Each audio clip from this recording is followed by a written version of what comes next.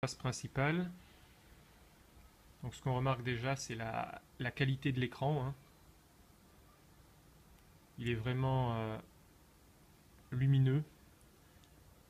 Et il a un bon angle de vision dans tous les sens.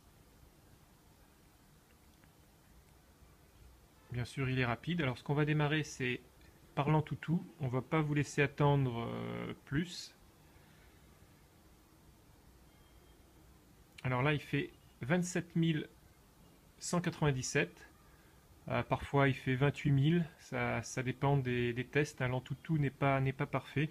Alors l'Antutu, pour info, ça veut dire lapin qui saute. Alors on va détailler un petit peu le score. Donc c'est bien Android 4.2.2.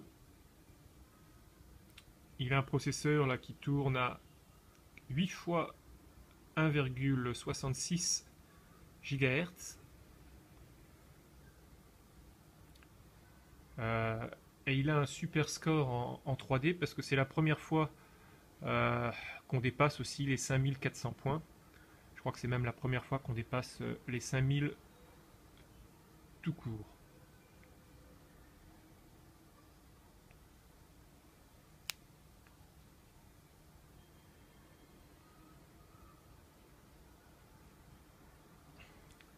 Alors au niveau des performances, c'est top, hein, puisqu'il se classe juste sous le Galaxy S4.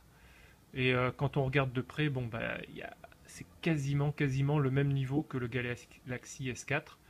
Donc là, Samsung a des soucis à se faire. Il est au-dessus du Xiaomi M2S, au-dessus du HTC One.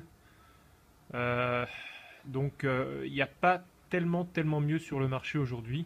Donc là, les Chinois font très fort.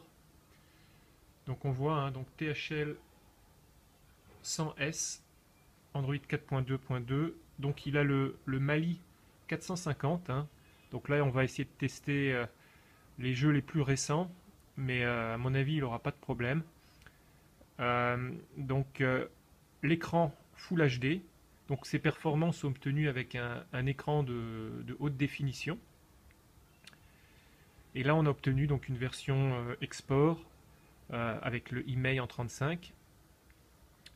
Alors, la RAM ici, elle est de 2 Go.